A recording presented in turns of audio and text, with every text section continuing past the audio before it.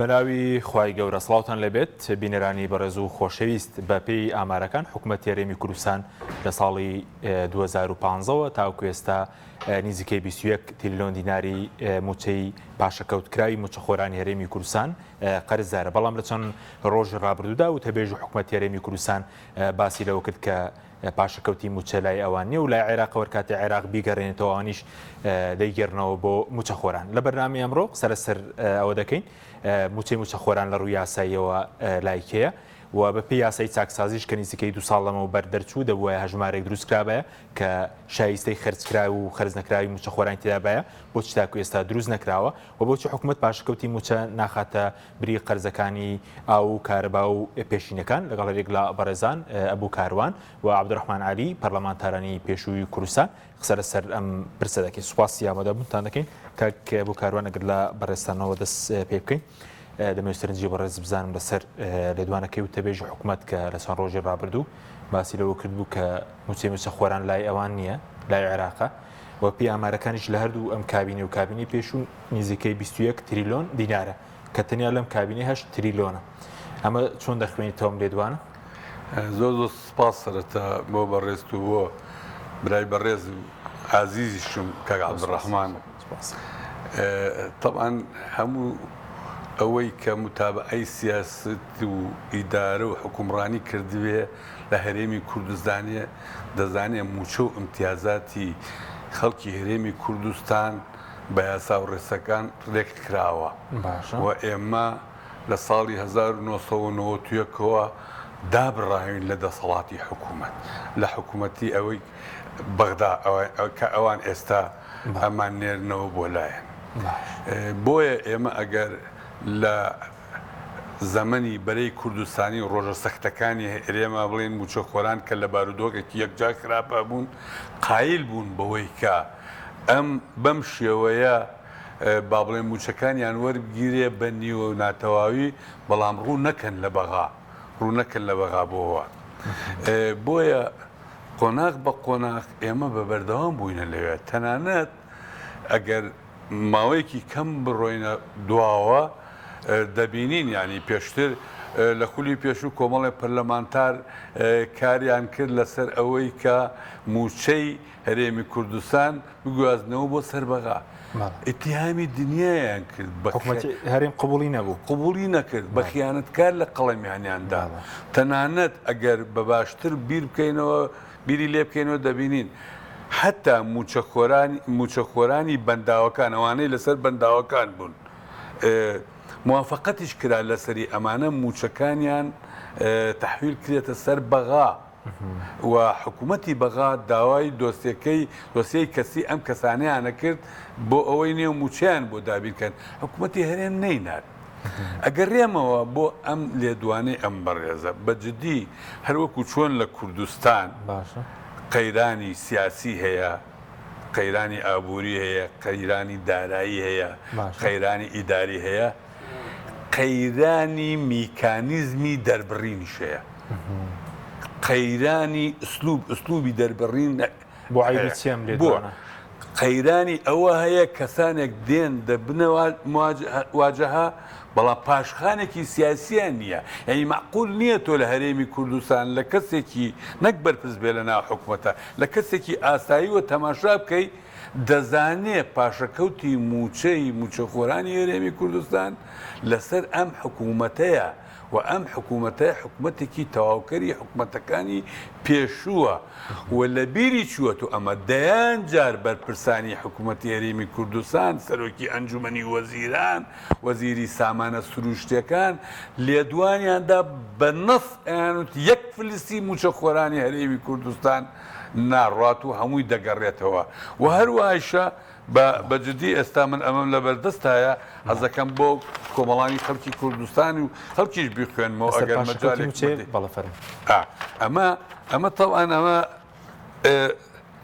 سەرۆکایەتی ئەنجومەنی وەزیرانە ژمارە 1662 لە 7/4/2018 بریاری ژمارە 34 ساڵی 2018 دێتە سەر دووهەمی. وزارەتی دارایی و ئابووری ڕێکاری یاسایی و ژمێریاری پێویست ئەنجام دەدات بۆ جێبەجێکردنی بڕگەی 2-3 لە بریاری ئەنجومەنی وەزیران ژمارە 64 ساڵی 2016 بۆ سەرجەم موچەخۆران بۆ دەستەبەرکردنی پاراستنی ئەو ڕێژە پاشەکەوتکراوەی موچەخۆران کە بە گوێرەی یاسای موچەی فەرماندبەرانی دەوڵەت و کەرتی گشتی ژمارە 22 ساڵی 2006 و یاسای تایبەتمەندەکانی شایستە دەبن وەک مافێکی یاسایی خۆیان. ئەمە تەنانەت لە پەرلەمان هەندێک جار کە بریارێک دەرەچێت ئەڵێن ئەگەر ئەو کاتە جێبەجێکرێت کە لە وەقائیش بڵاوە بێت. ئەمەوە لە وەقائی ئەمە تەبانی واژووی کاک نەچیروان بەرزانی پێوەیە و لە وەقائی ژمارە 224 بڵاو بووەتەوە. یعنی تۆ بڵێ کەسێک نوێنەرایەتی حکوومەت بکوتە بێژی حکوومەت ئێرێ ئاگای لەمە نەبێ قسەی وا بکە. یعنی گرفتی و کێشەی ئەم دەسەڵاتدارانەی هەرێمی کوردستان خەڵکانێک دێرن دەکەنە ڕایشکار یانەوە تا ئەبێ هەرچی لەسەرەوە پیان بڵێ بەڵێ وایە و شەڕی لەسەر بکە یان ئاگایان لە دنیا نیە. لە هەردوو حاڵەتەکە زیان خۆ ئەم بابەتە ئێستا ئەم بابەتە تەماشایکە کاکەین. ئەم بابەتە ئێستا خۆ خەڵکی کوردستان موچەخۆرانی هەرێمی کوردستان بەجددی جارجارێ ئەگەر دوو کەس لە پاڵۆ قسەیەکی کردی بێ ئەم تەسری هەوای کرد هەموو سیاسەکان موچەخۆرەکان با بڵێن ڕاگەاندن کارەکان بێنە سەرخەت. لەبەرەوە ئەمە لە نەبوونی خیبرەیە و جۆرێک لە ئەوەیە کە ئەتوانین نایبن لە عەقڵیەتی بەڕێوەبردن و ئیدارەدانیش هەیە چونکە تۆ ئەبێ شتێک بەناوی حکوومەت و قسەی لەسەر بکەی بۆ ئەوەی بتوانی بەرامبەرەکان قەناعەت پێ بکەی بەم لێدوانە نەک نەیتوانی بەرامبەرەکان قەناعەت پێ بکە بەڵکو هانی خەڵکی بەرامبەریدا بۆی قسە بە حکوومەت. سپاس دەکەم مامۆستا جەنابیش بەخێر بێی تێبینی تۆ چی بوو لەسەر و لێدوانە ئەگەر بڵین لە کابینی پێشوش بڵێن ئەوە هەبوو لێبڕین هەبوو باسی 13 تریلیۆن دەکرێت تەنها لەم کابینەیە هات لەم کابینی نوێمە 8 تریلیۆنە کە بڵێن حەوت موچەی ساڵی 2020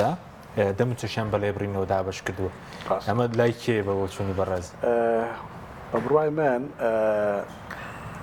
ئەم لێدوانەی وتەبێژی حکوومەتی هەرێمی کوردستان کە لەم ڕۆژانەی ڕابردووادای شەرمهێنترین وتەیە کە تا ئێستا داوێتی و عیبەیەکی گەورە بوو لێدوانێکی لەو شێوازە لەلایەن کەسێکەوە کە ناوی وتەبێژی حکوومەتی هەرێمی کوردستانەوە بدرێت چونکە لە ڕاستیدا وەکو هاوڕێم کاک ئەبوو کاروان ئاماژەی بۆ کرد کارەساتە وتەبێژی کابینەیەک لێدوانێکی لەو شێوازە بدات لە کاتێکدا ئەمە دوو بڕیار هەیە بۆ ئەم بابەتە کە لە وەقایع بڵاو کراوەتەوە و من تەسەوڕمە کرد کاک نەچیروان بەرزانی کە ئەو کاتە سەرۆکی حکوومەت بوو ئێستا سەرۆکی هەرێمە ڕوونکردنەوە بدات و بێتە سەرخەل لەسەر ئەم بابەتە چونکە لە کابینەکەی ئەوە ئەم بڕیارە درراوە. بڕیاری پاشەکەوتی موچە بڕیاری ژمارە 64 لە 3/2/2016 لە خاڵی دووە زۆر بە وازەحی باسیەوە کات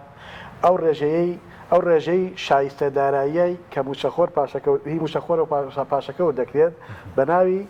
ئەمانات ڕەواتب المستحقە تۆمار کراوە و لە خاڵی سێ باس لەوە کات کە ئەمانە هەتا لە 2015 شا کۆمەڵێک شایستە پارە لە موچەخۆران بڕاوە کە هەموو ئەمانش بە پاشەکەوت حساب بکرێ و لە کاتێکە داهاتی هەرێمی کوردستان دۆخی دارایی هەرێمی کوردستان باش بوو ئەوە بە دڵنیایی و ئەم پارە دەرێتەوە بە موچەخۆران لە هەرێمی کوردستاندا. بەڵام لە ڕاستیدا ئەم لێدوانە کە لەم ڕۆژانە گوێمان لێ بوو لێدوانێکی ئێجگار عەیب بوو و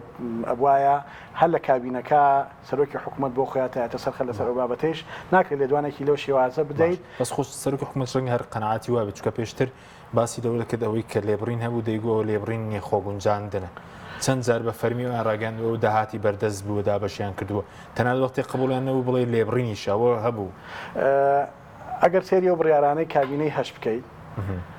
من بۆ خۆم گومانەکەم ڕەنگە بەشێکی لێدوانەکە عیلاقەی بە جۆرێک لە ململانێ و کێبڕکێ هەبێت لە کابینەی هەشتونەوە تێگەشتی ڕەنگە بەشێکی بۆ هۆکارەکەی بۆ ئەو بگەڕێتەوە ئەگینا هەموو کەسێ زانێ ئێمەی پەرلەمانتاران لە پەرلەمانی کوردستان هەچەنە ئەم بابەتە ئەنجومەنی وەزیران بە بڕیارێکی تایبەتی خۆی کە ژمارە 64 لە سەیری 2016 ئەم بڕیارە دەرکراوە پاشەکەوتی موچە بڕیاری لەسەر دراوە و دواتر لە 2010 کە بە بڕیاری ژمارە 34 2010 تاکید لەوە کراوەتەوە کە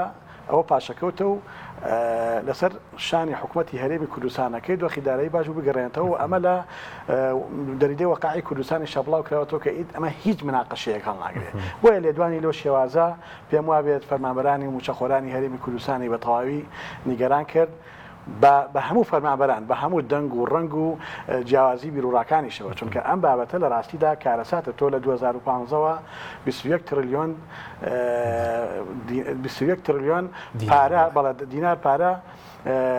هی موچەخۆران لای حکوومەت بێ کەسی بۆ شێوازە وتەبێژێک بێت بۆ شێوازە بەس مامۆستا بڕحمان ئەگەر میرات بڵێن خۆشیان بە میراتگیری کابینەکەی تر نەزان هەر میراتگرین بەس دەم کابینێش وەکو پێشتر باسم کرد پرسیارم کرد حوت مانگی 2020 هەر نەداوە لە سەردەمیم کابینێ دە مانگ لێبڕی نەبوو ئەی نابێ بەرپرسیارەتی لانی کەم ئەوە بخەنە سۆی خۆیان پێم وابێت زۆر بێ ئاگایانە بوو ئەم لێدوانەدای بۆیە پێویست بوو هەر دوای لێدوانەکە زۆر ئاسایی بوو داوای لێبوردنێکی کردایە کە ئەوە هەڵەیەک بۆ سەدا تێپەڕیوە چونکە بەڕاستی وەکوتم ناکرێت تۆ لە ئاستی بەرپرسیارەتیا بیت و تەبێژی کابینەی حکوومەت بیت قسەیەکی لەو شێوازە بکەیت و هەموو فەرمانبەران و موچەخۆرانی هەرێمی کوردستان لە جیاتی سوپاس و ستایشیان بکەیت کە خۆڕاگر بوون هاوکاری حکوومەت بوون لەو ڕۆژە سەختانە بەرگەی ئەو هەموو نەهامەتی و نەداریان گرتووە تۆ لێدوانێکی بۆ شێوازە بدەیت ئێمە کاتی خۆی پرۆژەیەکمان هەبوو پرۆژە یاسایەک پرۆژە بڕیارێک بە ناوی ستایشی فەرمانبەرانەوە کاتی خۆی هەریاداشتێ بوو خۆم کردم دواتر لە پەرلەمانە کردمان بە پرۆژە بڕیار ئەو کاتی ئێمە وابیرمانە کردوەکو پەرلەمانی کوردستان کە لە بەرامبەر ئەو تێکۆشان و هیلاکی و ماندوو بوونە و دواکەوتنی موچەی فەرمانبەرانە لانی کەم ستایشێکیان بکرێت ستایشەکە سوپاس و ستایش بکرێن کە چەند مانگێک یا ساڵێکی خزمەتیان بە 2 ساڵ بەحساب کرێت بەڵام بەداخەوە لێدوانێکی لەو شێوازە لە ڕاستیدا ئینسان والەیە کات کە بە تەواوی ناومێت بێ لەم کابینەیە و لەم دەسەڵاتی کە ئێستا پێوتە دەسەڵاتی حکوومەتی هەرێمی کوردستان بۆیە ئەو لێدوانەی دراوە لە ڕاستیدا لێدوانێکە کە وەکو وتم شەرمهێترین لێدوان بۆ کە تا ئێستا لەلایەن وتەبێژی حکوومەتی هەرێمی کوردستانەوە دراوە و هەرچێکی لەسەر بۆڵێن ڕێگەشتاکەم بێ سوپاس دەکەم کاک بووکاروان سەبارەت بووی کە بەڕێز بابەتێکیش نووسی بوو ئەمە حکوومەت نییە بەڵایە ینی لە چیەوە سەرچاوی گرتووە بۆ بە بەڵا ناوت بردە بوو بەڵا ئەوە چییە تۆ تەماشاکە ئەم حکوومەتە وەکو ئیستا باسم کرد حکوومەتێکی با بڵێن پڕ لە قەیرانە ئەم پڕ لە قەیرانە هەموو ئەوەی بیری لێکاتۆ ئەوەی بیری لێکاتۆ کارکردنە بۆ خۆی بۆ حیزبەکانی ئەکەن یعنی واتە ئەم بەڵایە چیە ئێستا ئەگەر بەراورد بکەیت دەستی حیزب ئێستا لە حکومڕانی هەرێمی کوردستانە لە 15 ساڵ بەر لە ئێستا خراپترە ئێستا دەست دوژۆ نەبووە بەقەتوان نەبووە لە ژیان یعنی تۆ دەماشای 10 ساڵ بە لە ئیسەکە بە جۆرێک لە جۆرەکان هەر بووەش عیبە شەرمەکرا کە زۆر باسی تەدەخولی حیزب بکەیت ئێستا تەدەخولی حیزب لە سنوورۆیە لە گومرکۆیە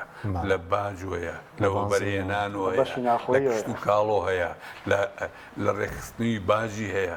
ئەمانە هەمووی ژیان و گوزەرانی خەڵک لەو پەڕی خراپیدایە خەڵک موچەخۆرانی هەرێمی کوردستان نەوت نرخی بە 25 دۆلارە هەر بەم شێوەیە معاشی پێدرێ موچەی پێدرێ ئەگاتە 120 هەر بەم شێوەیە موچەی پێدرێ و چاوەڕوانن ئەگەر 200 ملیارەکەی بەغان نەبێ ناتوانن موچەی فەرمانبەران بدەن لە کاتێکە ئێمە دەبینی تاڵانی جەردەیی دزی یعنی تۆ تەماشاکە ئێستا من ئەگەر قیاسێک بکەین لستێک بێرین لەم ساڵە چی زەوی ئەم حکوومەتە لە شوێنە حەساسەکانە دراوەتە کۆمپانیەکانی بەرپرسانی دەسەڵات هەموو ئەم زەویانە بە شێوەیەکی باش بە مزایدەیەکی عەلەنی بیفرۆشە بیدە کۆمپانیەکان هەموو ئەم قەرزاری موچەخۆرانە گەڕێنێت بەڵام ئەم حکوومەتەی ئێمە ئەم دەسەڵاتی ئێمە بەداخەوە ناتوانێت چوارچێوەیەک بۆ ئەو بابەتە بدەن ینی ڕۆژێک من هەموو جارێ ئەڵێم با بچین بۆ لای حکوومەت بەرپرسان پیان بڵێن کاکە تاکەی ئەیبەن زەحمەت نەبێ هیچ نەبێ کاکە قوبوڵمان هەر شتان کردووە بەڵام وەرن تا ساڵێترێ بن 6 مانگترێ بێت بیبن بەس کۆتایی پێبێرن کۆتایی پێ نایێرن کۆتایی لەبەرەوە بە جددی تۆ تەماشای ژیان و گوزەرانی خەڵکە سەر هەڵگردن سووتاندن کوشتنی ژنان ڕۆژ لە دوای ڕۆژ بارودۆخی هەرێمی کوردستان بەرەو خراپی ئەڕوا وە بیرکردنەوە لە چارەسەری گرفتی خەڵک دەبینی بیرکردنەوە نییە بە عکسەوە ئێستا تۆ بچۆ ینی من گەلێک خۆشحاڵ بووم بەجددی گەلێک خۆشحاڵ بووم لەم ماوەیە لەم چەند ڕۆژە یەک دوو جار بەرپرسان سەرۆکی ئەنجومەنی وەزیران سەرۆکی هەرێم ڕوبەڕووی خەڵکانێک ببینەوە گوێیان لە خەڵگرت چونکە مەمانە بەجددی لە بورجی ئاجا بوون گوێیان لە خەڵک نەگرت و پێویستیش بوو من شخصیان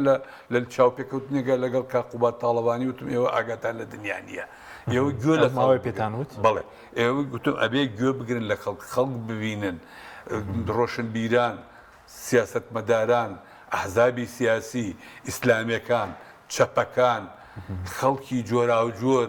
بێلایەنی دڵسۆز هەموو ئەمانە ببینن بزان چۆن تەعاملەکەن پێشنیانیان چییە ڕخنەکانیان چییە لەبەرەوە ئەمان ئێستا تۆ بێی زۆر جاریش ئیتیهام دەکەن بەوەی تۆ دژی ئەمکیانەی کاکە من لێرەوە ئێڵێم وەکو ئەبوو کاروان ئێمە خەڵکی کوردستان قوربانەیەکی یەکجار زۆری داوە لە پێناوی ئەم کیانە و ئێستایشە لە پێناوی ئەم کیانە یەکێکی وەکو من بەیانی خەتەر دەکفریوە بێ چەک و تاقمەکەمە بووم و ئەڕۆم دیفاعی لەکەم بەڵام ئەم خەڵک لەبەرەوە خەڵک دژی ئەم کیانە نییە ئەمە نەکەنە پاسا بۆ لێدانی خەڵکێک کە دەیەوێت ڕخنە بگرێت بەڵام خەڵک دەسەڵات و کیان ژیا ئەکاتەوە تێبینی لەسەر ئەم دەسەڵاتەیە لە هەموو شتێکیش ئازدانترەوەیە خەڵکی کوردستان ئەحزابی سیاسی کەسی داوای ڕووخاندنی ئەمانە ناکە داوای گۆڕانکاریشیان ناکە ئەڵێ کاکە چاکسازی بکەن بۆ خۆتان چاکسازی بکەن ئیسە چاکسازی بکەن وەزعی ئێرە باش بێ خۆ هەر ئەمان سەرۆک و سەردارن خۆ ئەوان وەزیر و گەزیرین باوە هەموو شتێکن ئێمە خەڵق قبوڵێتی ئەمە ئەڵێ بەس چاکیکەن بوەستن لە بردن لە تاڵانی کردن باشە ئەم کوردستانە ئەم هەرێمەی ئێمە بەرەو بارودۆخێکی خراپە ڕوا لە پەیوەندەکانی دەولی و تەماشایکە لە ئەقلیمە تێشە ئەمە متحیدە هاوارێتی قونسڵی ئەمریکا هاوارێتی قونسڵی بریتانیا ئەڵێ خۆتان چاکەن نوقسانی تانێن ئەم وەزعە ناچێتە سەر کەچی نەباندی و نەباران لەبەرەوە بەجددی ینی ئەمە ئەگەر بەڵانە بێ بۆیە بۆ خودی خۆیان گوێ لە خەڵک بگرن باشتر باشە دەگرێم وڵات مامۆستا بەڕحمان سپارەت بە جگەر لە لێبڕین بڵین پاشەکەوت و ئەوەی کە حکومەت لە لای ئێمەنیە لە 2016 شۆ لە بەرزکردنەوە وەستاوە ئەمەش جۆرێک نییە هەر لە بەردەوامی لێبڕین و پاشەکەوتی مچەبەتابێت بۆ فەرمانبەرانی شارستانی ئەگەر نە هەندێکی زیێمنی و لە هەندێک شوێنی تریش دەستی پێکردوێتەوە بڵین لە بەرزکردنەوە ئەمە ستەمێکی گەورەیە لە ڕاستیدا ڕاستە پاشەکەوت نەماوە بەڵام لە 2014 تا ئێستا سەرموچە و بەرزەموچەی فەرمانبەران ڕاگیراوە کە هیچ بەڕێک نییە لە ڕاستیا دۆخی ئێستا هەرێمی کوردستان و دارایی هەرێمی کوردستان بەراورد بە 2014 و 15 جیاوازیەکان ئاسمان و ڕێسمانە بۆیە زۆر بە ئاسانی دەتوانن سەرموچە و پلە بەرزکردنەوە بۆ هەموو فەرمانبەرانی کوردستان دەست پێ بکەن کاک حەکیم من پێم خۆشە هەنێ ئەرقامت پێ بڵێم حکوومەتی هەرێمی کوردستان پێم وایە بێت هیچ کات مشکیلە و گرفتی گەورەی دارایی نەبووە بەڵام دروست کراوە لە ساڵی 1994 باشە حکوومەتی هەرێمی کوردستان 14 ملیۆن دۆلار داهاتی یەدەگی هەبووە کە بەشی موچەی 8 مانگی ئەو کاتی فەرمانبەرانی کردووە باشە لە کاتێکە هەمومان ئەزانین ساڵی 94 نەباد و ڕوسومات هەبوو ئەسڵەن هەر نەود نەبوو مەسەلەی دەواازەکان پێم وایە بەس یەک دەواازەمان هەبوو ئەو کاتە بەس ئیبراهیم خەلیل هەبوو هیچ دەواازەیەکی کەمی دەواازەی لاوەکی بوون زائیدن یەک دنیا سەرچاوی کە لە ئێستا بوونی هەیە لەو کاتە بوونی نەبووە باشە خێرە لە ساڵی 2000 ئەمە ئێستا لە 2022 باشە تۆ سەیری ئەمە قاوانە کە من پێ دەڵێم لە ساڵی 2013 ژمارەی موچەخۆران لە هەرێمی کوردستانە ئەزانی چەنە بووە 1,480,000 بووە باشە ئەو بوو سیستەمی بایۆمەتریان هێنا بە بایۆمەتریەکە ژمارەکە دابەزی بوو بە 1,249,000 5,600 مامۆستا تەعین کرا کە پێویست بوو ژمارەی لە 2020 ژمارەی هەموو موچەخۆران گەیشتە 1,255,323 کەس باشە ئەم ژمارەیە طبعاً هەر بۆ معلوماتت لە ساڵی 2013 کە من و کاک ئەبوو کاروان سوێندی یاسایمان خۆن لە پەرلەمانی کوردستاندا ژمارەی موچەخۆرانیش 1,480,000 موچەخۆر بووە مانگانە پێویستمان بە 830 میلیارد دینار بووە بۆ پێدانی موچەی مانگانە 1,480,000 موچەخۆر پێویستمان بە 830 میلیارد بووە دیناری مانگان بەڵام لە ساڵی 2021 کە ژمارەی موچەخۆران لە هەرێمی کوردستاندا زۆر دابەزیوە گەیشتووە بەڵێ گەیشتووەتە 1,255,000 کەچی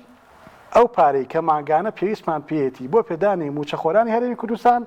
894 میلیاردە 64 میلیاردی زیاد کردووە لە کاتێکە ئەم خاڵان بۆ باسەکەم دەیان هزار موچەخۆر لە ڕاستیدا خۆی خانشین کردووە هەر خانشین بووە ساڵانە 5 بۆ 6,000 کەس خانشین بووە کە کاتە لە 2014 تا ئێستا 35 بۆ 40,000 کەس خانشین بووە سەرموچە و بەرزەموچە وەستێنراوە هیچ نەکراوە هەزاران موچەخۆر ئەم هەرێمەیان جێشتووە سەری خۆیان هەڵگرتووە ڕۆشتون لە وڵاتان نەماون باشە هەزاران موچەخۆر کۆچی دواییان کردووە ئەمە هەمووی هەیە خۆ کەس ناتوانێت ئینکاری لەم بابەتانەکە کەچی ئەمە جگە واز لەوە بێنە بەپێی ئەم یاسای چاکسازی کە باسەکرێت ڕۆژێک باز لەوە کرێت کە ئەمە ملیارێک گەڕایەوە و ڕۆژێک باز لەوە کرێت کە ئەمە 2 میلیارد گەڕاندوێتەوە گوێم لە پەرلەمانتارێکی ئەم خولە بووە باس لەوە کە 45 میلیارد داهات ئەگەڕێتەوە بۆ خەزانەی حکوومەت بەپێی ئەم یاسایە بەڵام لە ڕاستیدا ئەم یاسایە من کاتی خۆشی لە پەرلەمانی کوردستاندا لە جیاتی ناوی یاسای چاکسازی من ناوم نبوو یاسای پاکسازی لە لیستی موچەخۆرانی هەرێمی کوردستاندا موچەخۆران بە هەموویەوە بە خانشینەوە تاگاتە موچەخۆرانی بەردەوام و فەرمانبەرانیش چونکە لە ڕاستیدا چاکسازیکردن ئەو کاتە کە باسمانە کرد سێکتەری گەورە هەبوو چاکسازی تا بکرێت نەک تەنها چاکسازی بچووکرێتەوە لە مەسەلەی موچە و داهاتە لە هەرێمی کوردستاندا سێکتەری نەود هەبوو سێکتەری دەواازە سنووریە کارمان هەبوو باجر و سومات هەبوو ئەمانە پێویستە بە چاکسازی گرنگ بوو بەڵام هەمویان بچوو کردەوە لە مەسەلەی موچە و دەرماڵی فەرمانبەرانی هەرێمی کوردستاندا کە ئەمە بە ئاسانی ئەکرانی بە کلیکێکی کۆمپیوتەر ئەتوانی ئەوە بکەیت کێ کردوێتی خۆ خەڵکی وڵاتێکە ناتوانێت کرد بێ هەر بەرپرسانیان وڵاتە هاتوون ئەمانیان کردووە هەر ئێستا سەیری بکە لەم ڕۆژانە لە راپۆرتی سێمی یاسای چاکسازیە باز لە سێ سەرۆکایەتێکە بەنمونە باس بکەین پەرلەمان و ئەنجومەنی وەزیران و سەرۆکایەتی هەرێم معقولە لە فەرمانبەرەکانی ئەنجومەنی وەزیرانە 1000 و شتێک فەرمانبەریان هەیە ئەگەر کۆیکەیتەوە بە سەرموچە و لە بەرزکردنەوە زیاد لە 1000 کەس کاری بەدەر لە یاساکاری بۆکراوە و موشەکەی بەرزکراوەوە یا لە بەرزکردنەوەی بۆکراوە بەڵێ لە سەرۆکایەتی هەرێمە لە 580 فەرمانبەر چ معنایتیایە نیوەی بەنایاسایی پلە بەرزکردنەوەی بۆ کراوە ڕەنگە پەرلەمان ڕێشەکە زۆر کەمە لە بەراورد بە سەرۆکایەتی هەرێم و بەراورد بە ئەنجومەنی وەزیران 50 بۆ 60 کەسێکە کە ئەمە ڕێژەکە ڕەنگە کەمتر بێ ئەمە لە شوێنەکانی کەش ئەم بابەتە هەیە بەڵام کارەساتەکە لەوەیە لە ڕاستیدا وەکو تەکی دەکەمەوە ئەمە نازانم ناوی سحرە ناوی مەتەڵە ناوی چییە داواکارم وتەبێژی حکوومەت کە ئەو لێ دوانەداد وەزارەتی دارایی و حکوومەتی هەرێمی کوردستان ئەم کابینەیە وەڵامی ئەم پرسیارە بنەوە بۆچی لە ساڵی 2013 بۆ دابینکردنی موچەی مانگێکی 1,480,000 موچەخۆر پێویستمان بە 830 میلیارد بوو بەڵام خێرە لە ئێستا بۆ 1,255,000 موچەخۆر پێویستمان بە 894 میلیارد خەرجی لیستی موچە زیادی کرد 64 میلیارد بەپێی ئەو قائیمەی کە مانگانە وەزارەتی دارایی موچەی پێدا 64 میلیارد پارە زیادی کردووە لەمای مامۆستالیژنەی دارایی خۆیان وتیان بۆ 902 میلیارد بەرز بۆتەوە نەک 800 ینی زیاتریشی بووە بە حساب ئەمە من قایمەی معاشەکەم لای هیچ دوسێمان پێش ئێستەیە کە مانگانە وەزارەتی دارایی 893 میلیارد و 900 شتێکە تقریبا 894 میلیارد پێویستێتی بۆ ئەوەی ماگە بووشە بۆ پچەخۆرانی هەرێمی کوردستان سەر بکات ئەمە کارە ساتەکەی ئەوە بەتەڵیشە بەڕاستی کەم ناکە هەر زیاد دەکات زیادی کردووە بە پێی ئەمە دانی بیرکەوە دامەزراندن نەبووە نەخێر دامەزراندن هەر نەبووە خانشین بوون نەبووە بەڵە خانشین بووە وەکوتم لە 2004 تا ئێستا 40,000 کەس خانشین بووە. سوپاس دەکەم کەک بکارۆن سەبارەت بە پلەبەرزکردنەوەش دەمێت سەرنج بزانم بە سەبارەت بووی کە بەڕێزوتە دۆخی خەڵک زۆر خراپە بەڵام سەرۆکی حکوومەتەر لەو چاپەکردنەی لەگەڵ بەشێک لە میدیاکان هەیبوو باسی لەوە کرد کە ئەگەر دۆخی خەڵک خراپە بۆ نزیکەی 2 ملیۆن ئۆتۆمبیل لە کوردستان هەیە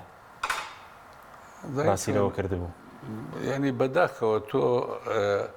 خەڵک تەسەووری وان نییە خەڵک وا بیرەکاتەوە پێویستی هەبێت سەرۆکی ئەنجومەنی وەزیرانیش وا بیرکاتەوە ڕۆژ لە دوای ڕۆژ خەڵک ژیان و گوزەرانی خەڵک باشتر بێ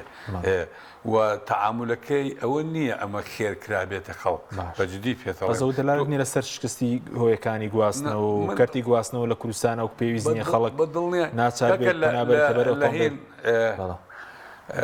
ئەگەر لە بیرم بێتەوە لە چلەکان ئەحمەد موختار بەگی جاوتری هاوڕێمێشتا شین و ناڵین و گریان نەبڕاوە لە کوردستان هێشتا سکەی ئاسن نەگەیشتوتە هەورامان. یعنی خەڵک ئەو کاتە داوای سکەی ئاسنی کردووە کاکەگیان ئێستا ئێمە لە چی عەسرێکین لە چی کاتێکین فەرموو وەکو جەنابەت فەرموویت ئەو بابەتانەی کە پەیوەندیدارن بە گواستنەوەی خەڵکەوە خەڵکی سارەی بۆ چییە؟ دومین تۆ ناکرێ متاوای خەڵکی کوردستان تەماشایەوە ناکە سارێ هەیە یان موچەی باشی پێدرێ خەڵک تەماشای ئەوە کە ئەو واردە گەورەیەی دێتە سەری چی لێ سەرفەکرێ چی لێ ئەبرێ گرفتێکی گەورەی ئەوەیە لە مانگی حوتە لە مانگی حوتە ئەنجومەنی وەزیران کۆبووەتەوە بە ئیتیفاقی سێ لایەنی سیاسی پارتی دیموکراتی کوردستان یەکێتی نیشتمانی کوردستان بزوتنەوەی گۆڕان هاتوون بزان چی غەدرێ لەسەر خەڵک کراوە ڕێککەوتون لەسەرەوەی داهاتی سنووری سلێمانی لە 143 بگەڕێتەوە بۆ خەزینە داهاتی سنووری هەولێر لە 150 بگەڕێتەوە قسەیەکی گەورەیە خەزینەی حکوومەتە بۆ لە 100 ناگەڕێتەوە بۆ لە 100 ناگەڕێتەوە بۆ توی تۆ قوڵتەیە لە 150 بگەڕێتەوە چلوسقێ بکرد لەبەرەوە هەر کەسێ بە پێی داهات تەماشای ئەو بابەتانەکە داهاتی هێرێمی کوردستان چییە و چۆنە لەبەرەوە ئەگەر سبەی دوو سبەی ژیان و گوزەرانی خەڵک داهاتی کوردستان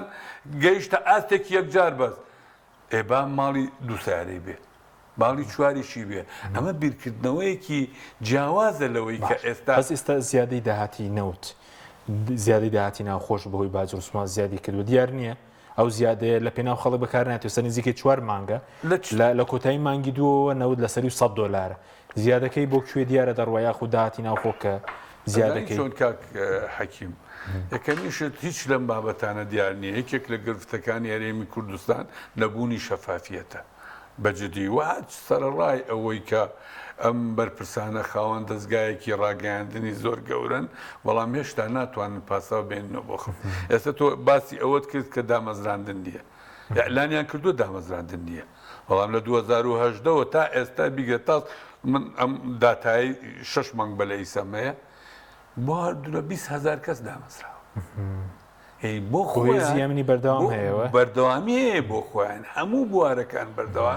بەردەوامی هەیە بۆ حیزب لە حیزبی شۆ بۆ ئەفراد بۆ ئەوەی قەنەعەت بە خەڵک بکەن ئەگینا ئەم سیستەمە سیستەمێکە ڕۆژ لە دوای ڕۆژ ناشری نەکرێت خراپ بکرێتەوە ئەگینا تۆ یانی ئەمە ناکرێ ئێمە لەوە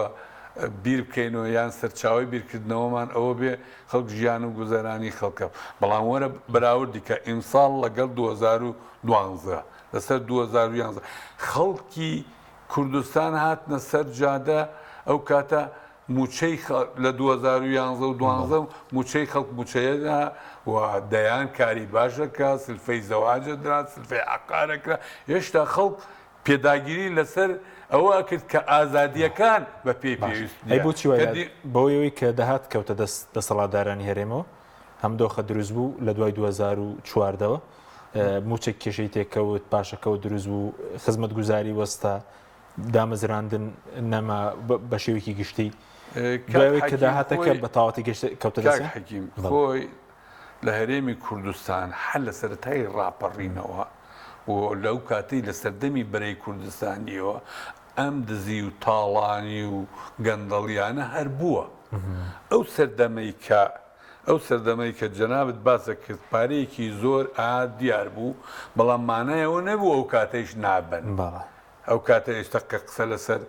خۆیان ئەگەر میدیای هەردوو لایەنەکە تەماشای بکەی ئەو ئەرقامانە و ئەوەی کە لە چی ئەبرێ بۆ دەرەوە و چیان دروست کردو لە سوقە و ڤێلا لە دەرەوە کافیە. باس لەو کرد بۆ وداتی لە بەغداد هەر لەناو فڕۆکەکەدا بەشیان دەکرد. بە دڵنیایی ئەمە قسەی من نییە، پێشتیش باز دەکە 3 میلیارد دۆلار هەر بریمەر ناردبووی لە نێوخوااندا بەشیان کرد. لە کۆبوونەوەی کە ئێمە 6 کەس لەگەڵ کاقوبات دانیشتین درە و میدیا بەڕێوەی برد.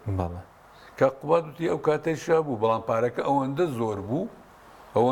بوو گوێمان نێدا. ئەنی هەر خۆی دانی پێدا ناوتی بەڵێ وتی ئەو کاتەیشە ئەبرا و لە ئێستا خراپتریش بوو، بەڵام چییە لە بەرەوەی ئەوەندە زۆر بوو شەڕی ئەوتۆمان نەکرد لەس.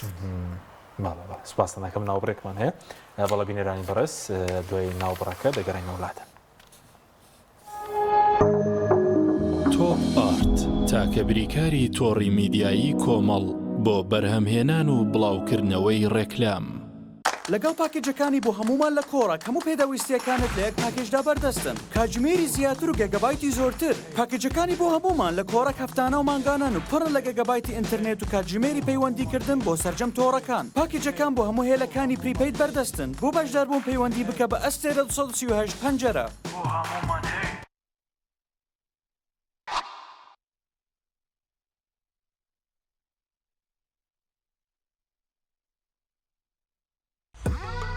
ئۆبێرە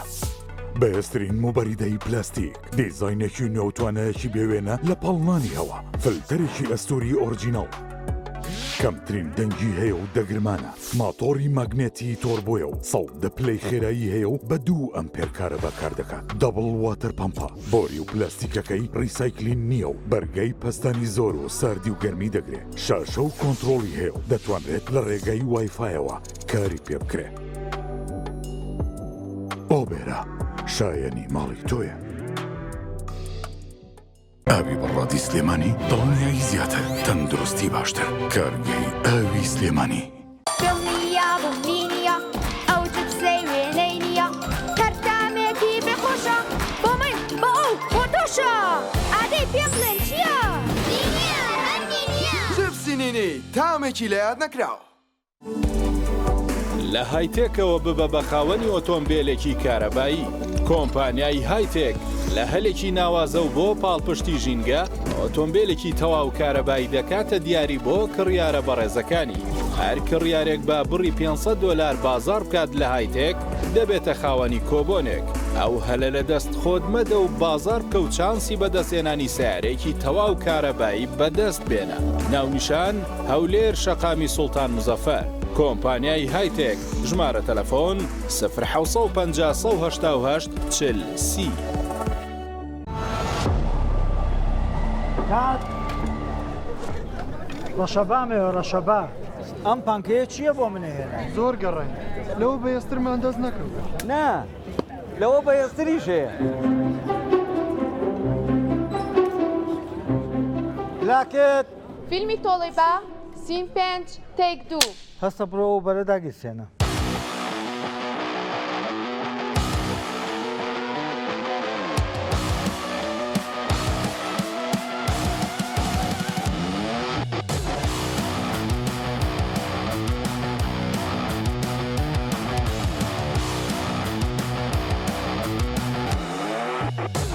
کات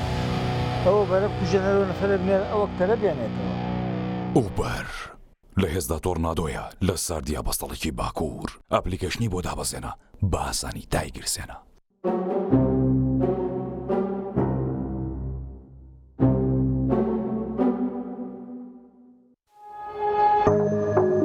تۆپ ئارت تاکە بریکاری تۆڕی میدیایی کۆمەڵ بۆ بەرهەمهێنان و بڵاوکردنەوەی ڕێکلام.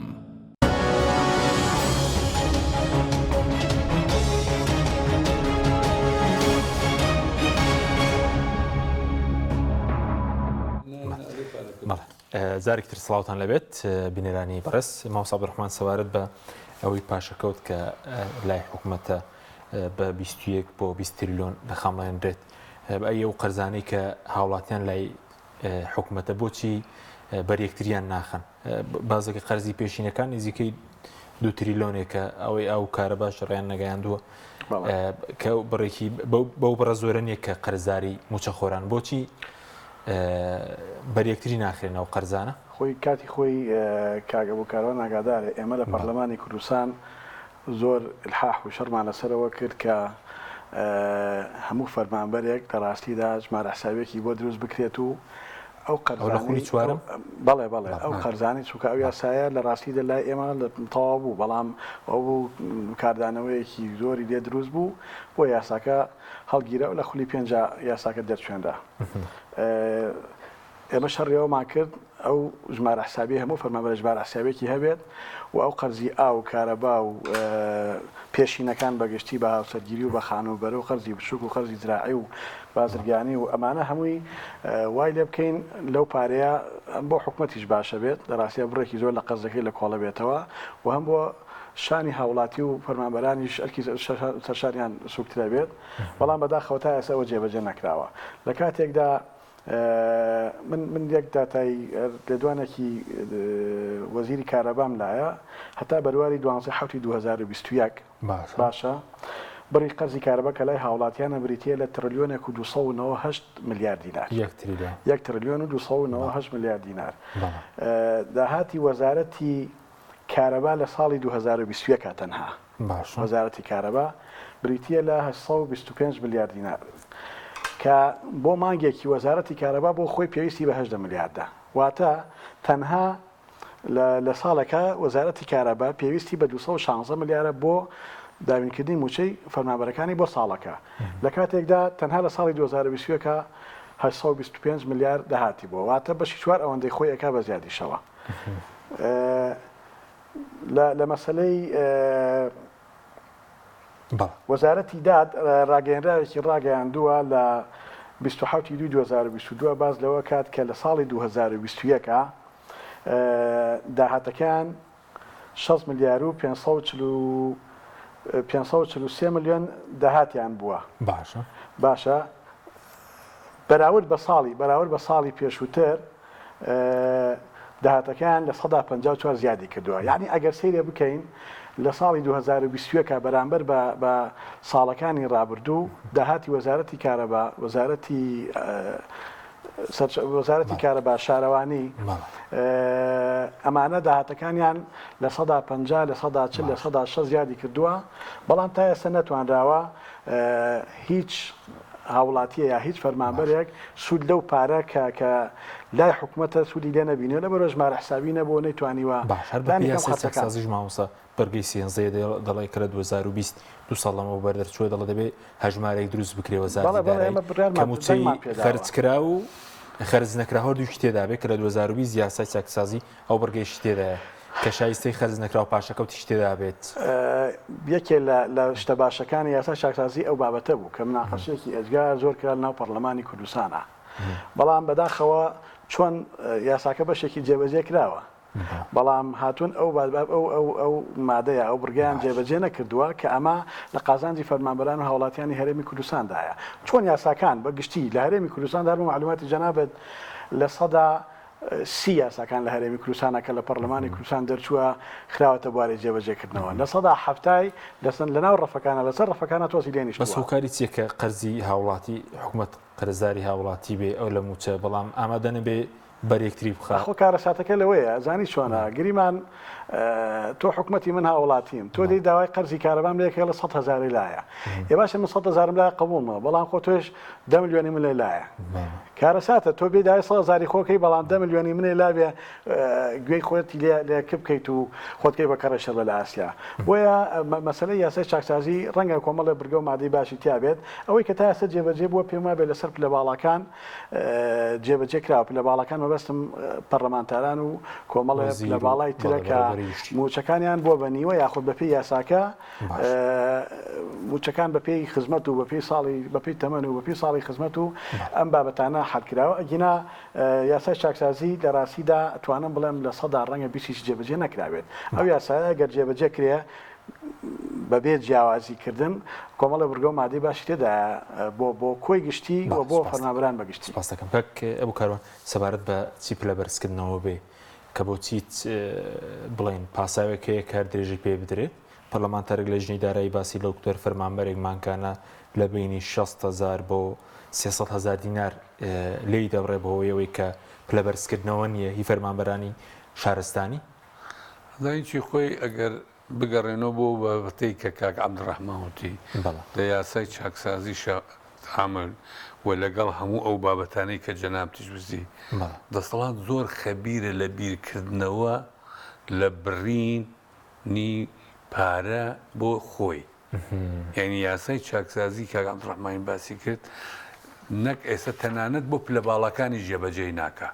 ئێمە پەرلەمانتاری خانەنشینین پەرلەمانتاری خانەنشین قوڵ مەموچەکەم داتێ ئێستا خانەنشینەکەم بە یاسای چاکسازی لەبەرەوەی ئەگەر یاسای چاکسازی ڕاستە بە نیوەی شاتووە تۆ بەڵام ڕقەمێکی بۆ من دیاری کردووە تاکو ئێستا جێبەجێی ناکە بۆ پلە بەرزەوکردنەوەش بە هەمان شێوەیە بۆ ژمارەی حسابی هەمان شێوەیە یعنی ئەوانە هەرچەند ئەمە دلیلی ئەوەیە بە کوردەکەی ینی وەکو کاک عەبدوڕەحمانوتی ئەو یاسانە یانایی لە بەرژەوەندی خەڵکە بەجددی لە بەرژەوەندی خەڵکە ئەو ناچێت جێبەجێ بکە یعنی ئەمە دلیلی ئەوەیە ئەم دەسەڵاتە چەند خەمخۆری خەڵک نییە لەبەرەوە پلە بەرزکردنەوە ئەرکێکە کاری نایاساییە موچە بڕینی خەڵک کارێکی نایاساییە باشە گێڕانەوەی ئەم پارەیەک پاشەکەوتەی کە هەیە کارێکە ئەبێ حکوومەت بە یاسا دیاری کردووە جێبەجێ ناکە بەڵام تۆ بچووکترین هەنگایەک بنە داوای ئەوەت لەکە ینی کارەباکەتە درێ ئەبڕێ ئەگەر پارەکە نەدێ ڕاستە وایە ینی کۆمەڵی گرفتی هەیە تۆ تەماشایکە ئەگەر لێمە کاک عەبدوڕەحمان لە بیری بێت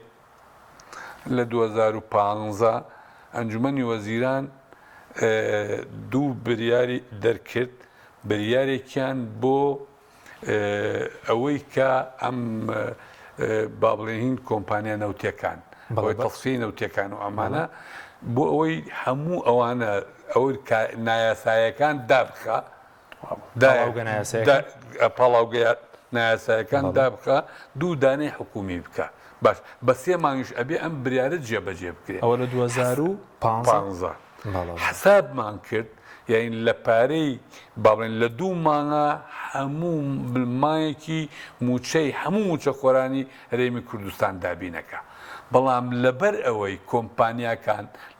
کۆمپانیاکان سەر بە خۆیان بوون هەموو ئەو نایاسە نەک ژمارەی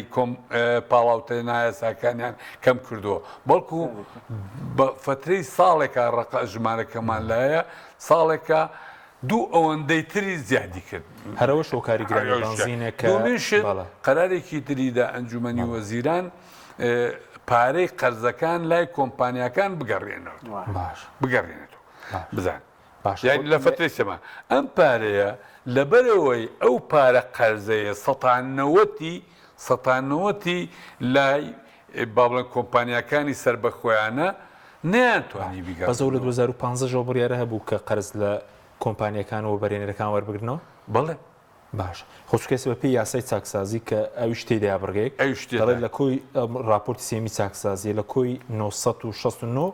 ملیار 41 ملیاریان گێڕاوەتەوە ینی 928 ملیاری ماوە ئەوەدان گێڕاوەتەوە 41 میلیار بەڵێ پەیوەندی بەوە هی خۆیان کۆمپانیەکانی خۆیان ئەگینا من ئێستا خۆ زۆر جار هەندێک بابەت تێ باسی هەندێک کەسێکت نامەوێ ناو بێنم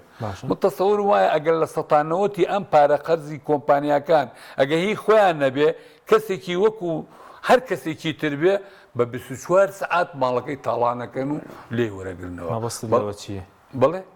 خەڵکی دەرەوەی دەسەڵاتی خەڵکی دەرەوەی دەسەڵات یعنی تۆ ئەو پارەیە کە لای خەڵکی دەرەوەی دەسەڵاتە لە سەتادەیە قەرزەکانە لە 190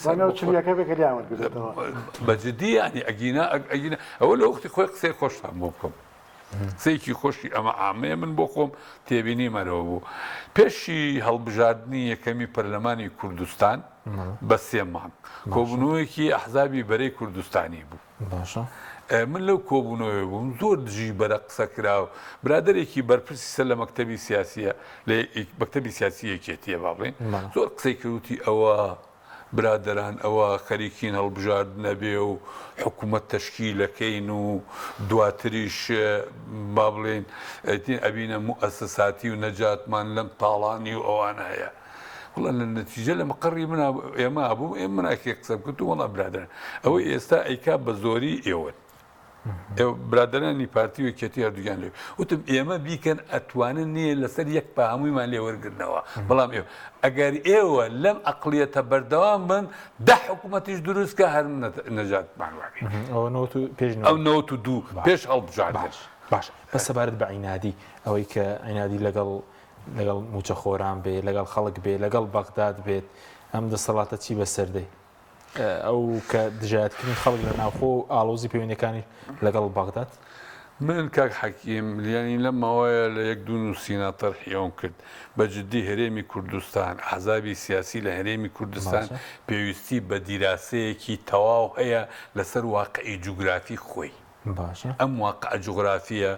کە دابش کراوە لە بین کۆمەڵی دەوڵەت ناکۆکن لەگەڵ ئێمە و ناکۆکن لەگەڵ بەڕژێوەدەکانن ئایا قسە لەسەرەوەی ئەگە عینادی بکەین یان نایکەین ڕوبەڕووی کوین ئێمە چەند دەسەڵات و توانای ئەوەمان هەیە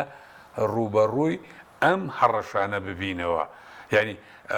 ئەو ماوەیە ئەمە کۆبوونەوەیەکی حیزبی شوعیمان بوو من لەسەرەوە قسەم کرد لەسەرەوەی کە زەخت هاتە سەر لە کاتی خۆیان لینینیش مساومەی کرد لینی مساومەی کرد ئێستا ئێمە ئەم بابەتە یانەوەتانێ ینی ئێستا ئەگە هەڕەشەیەکمان لەسرە توانامان چییە ڕوبەڕووی ئەم هەڕەشانە ببینەوە مشتەماعی دەولیمان لەگەڵایە با بڵێن دەوڵەتانی ئەقلیمینمان لەگەڵایەوە تا هەمویان هاوانیانە بەدەستی ئێمەوە لەبەرەوە بە حتا من قوبوڵی ئەومە سازشیش بکەین بۆەوەی ئەم قۆناغە ببینە سەر ئەمسی هەیە بەوەی و عیناتیەوە بەڵێ مەترسی بەدڵنیاییەوە مەترسێکە لەسەر نەوتە لەسەر چییە؟ مەترسی لەسەر تەنانەت کیانی هەرێمی کوردستانەیە ئەمڕۆ ئەوێ ئەومان لەبیر نەچیە مشتەمەعی دەولی سەرڕای تێکۆشانمان قوربانەکانمان بەڵام ئەم کیانەی پاراستووە بۆ ئێمە ئەم کیانەی پاراستووەگەڵی خەریکە ینی ئەگەر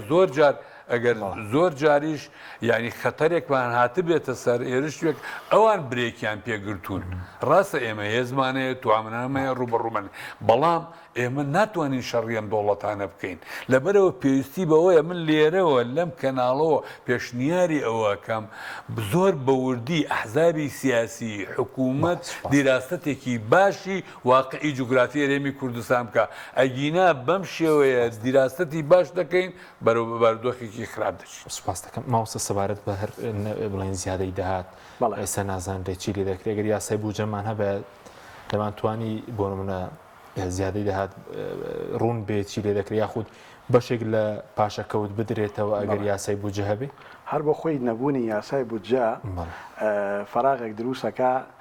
بە چەندین شێواز فڕۆفێڵ لە داهاتی وڵاتە بکرێت ئەمە یەک دوو نەبوونی شەفافیت لە داهات و لە خەرجی ئەم وڵاتە وای کردووە هیچ هاوڵاتیەک لە هەرێمی کوردستاندا لە خەڵکێکی خوێنەوارەوە تا خەڵکێکی ئاسایی لە ڕاستیدا نازانێت داهاتی وڵاتە چییە و چەنە و چۆن خەرجەکرێت من کاگە بووکاروان دوو بڕیاری باس کرد کە حکوومەت بڕیارەکانی خۆی جێبەجێ نەکردووە لەوەش خراپتر ئەوەیە ئێمە لە 1/4/2015 گرنگترین یاسامان دەرکرد لە خولی 4 پەرلەمانی کوردستانە کە پێم وابێت ئەوە شانازی گەورەیە بۆ خولی 4 کەویش یاسای کوردستان بۆ داهاتە نەوتی گازیەکان بەپێی سندوقی بەڵێ سندوقی کوردستان یاسای دۆخی کوردستان بۆ داهاتە نەوتی گازیەکان بەپێی ئەم سندوقە کە دروست کرا تامان لە 1/4/2015 کرا وایە 3 مانگ بۆ 6 مانگ ئەو سندوقە و ئەنجومەنێکی بۆ تەشکیل بکرایە ئەو نەوتەی کە دەنێرێتە دەرەوە دیاری کرێت چەنەیە ئەو فرۆشتەکەی چەنەیە ڕۆژانە داهاتەکەی گەگەرێتەوە چەنێ وە چۆن خەرجەکرێت و چۆن دابەشەکرێ بەسەر سێکتەرەکان لە هەرمی کوردستانە نەبوونی جێبەجێنەکردنی ئەو یاسایە تا ئێسێشی لەگەڵا بێت 2015-2022 حوت ساڵ ئەو یاسایە دڵنیاتەکەم ئەو یاسایە جێبەجێ کرایە ئاوایە سە بە چوارپەلەوە حکوومەتی هەرێمی کوردستان ناکەوتە ئەم هەموو قەیرانەی کە ئێستا تێکەوتووە حکوومەتی عێراقی کە ئەمڕۆ 22 شەشە لە 2 حوتالەیەکی حوتا داهاتی مانگی 6 بۆ عیلانەکە ئەڵێ بۆ نمونەوە 100 ملیۆن بەرمیلمان فرۆشتۆ بای ئەوەندە بووە پارەکەمان ئەوەندەیە بەرمیلی بۆ نەفرۆشراوە ئەمە کەس گومان ناکە بەڵام تا ئێستا نەوەزیر نە پەرلەمانتار پێم وابێ بەشێکی ئەنجومەنی هەرێمی بۆ نەوت و گازیش ئاگایان لە داهاتی نەوت نییە ئاگایان لە خەرجی نەوت نییە و ئەو پارەیەش کە ئەچێ بۆ وەزارەتی دارایی ڕێژەی لە 40 کەمترە کە ئەدرێت بەشی زۆری بۆ کۆمپانیاکە لە 40 بۆچی وەزارەتی دارایی ڕێژەکە ئەوەندە کەم بەدەستێگا چونکە ئەو نەوتەی کە ئەڕواوە کوتم بە حکمی ئەوەی تا ئێستا نەمانزانیم بەرمینە نەوت کە چێ دەرەوە بە چەند ئەفرۆشتێ بە کورتی ئەگەر ئەم بارودۆخە بەردەوام بێ ئاورێک لە خەڵمەوە چی بەسەر دۆخەکە کاک ئەبووکاڕان ئاماژەی بۆ کرد لە ڕاستیدا دۆخەکە دۆخێکی مەترسیدارە دۆخەکە لە کوڵاندایە ئێمە پێویستە بە خۆداچوونەوەیەکی زۆر خێرامان هەبێت لە هەرێمی کوردستاندا هەموو ئەحزابەکان بەرژەوەندی خەڵکی کوردستان بەرژەوەندی باڵای کیان و هەرێمی کوردستان بخێتە بەرژەوەندی هەموو شتێکەوە چونکە لە ڕاستیدا ئێستا شتێک نەماوە ناوی سیادە و سەروەری هەرێمی کوردستان بێت دەبینین ڕۆژێ تۆباران نەکرێت ڕۆژە لە شرکێشیمان بۆ کرێت بە درۆن هێرشەکرێتە سەر ناوجەرگەی شارەکانی هەرێمی کوردستان ئەمە کارەساتە وڵاتەکانی دەوروبەرمان هەمویان ئاوها خۆیان ئامادە ساز کردو بۆ ئەوەی بۆ حاڵەتێک بۆ دروستبوون و سەرهەڵدانی حاڵەتێک ئەگەڕێن و چاوەڕێ ئەوەن بە زووی پەلاماری ئەم هەرێمی کوردستانە بدەن و ئەو کیانەی کە دنیایەک خوێن و قوربانی و فرمێسکی لە پێناوە ڕژاوە لە ڕاستیدا بەهادەری بدەن بۆیە بەرپرسانی باڵای هەرێمی کوردستان بەرپرسیارەتی مێژوویان لە ئەسوایە ئەبێت بە زووی بێنە سەر خەڵک بە خۆیان ناچنەوە. سپاس بۆ ئامادەبوونێت بڵاتان سپاس بۆ بینەرانی بەڕێز سپاس بۆ هاوکارانە خواتان لەگەڵ.